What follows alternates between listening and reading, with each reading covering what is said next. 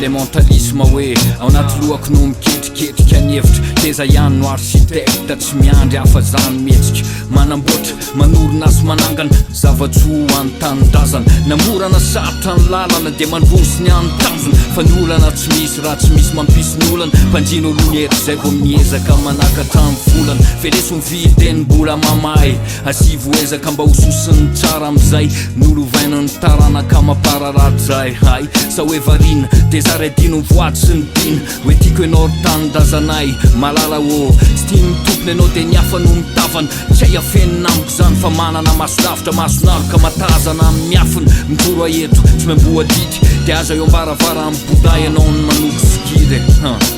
zay fataovan'ny safidy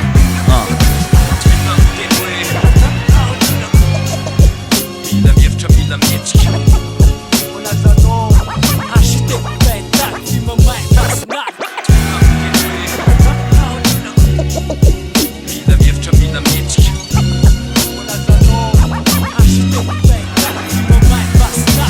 ela nono papo ny partamba etiniady tafiny tsy miemitrana ny tery voka sepitra tsafaniala ny saina namboarino mendrika iarary tsy levitra farantsaka ianao arendrika dia mbola ety foana atrany natao hoe loterena mangito nosany feny tankena marary nosany feny tsindrasilena fa mbola mananainy nosany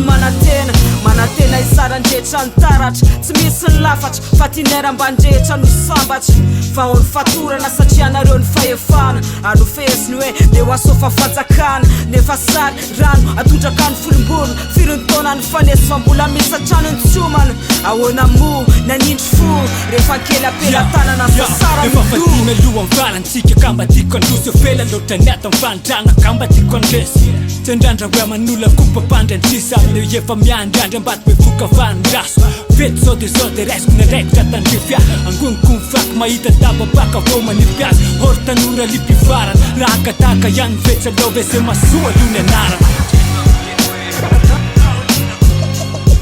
mila mihevitra mila mihetsika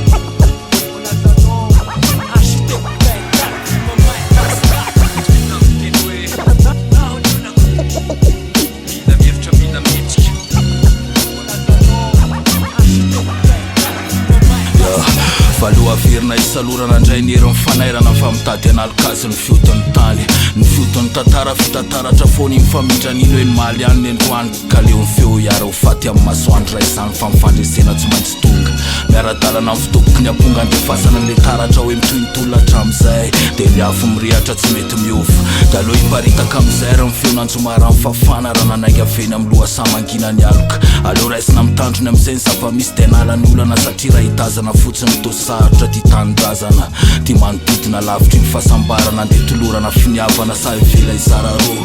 sara vaky ve mifoloky rehefa tsy voavanareo ny olako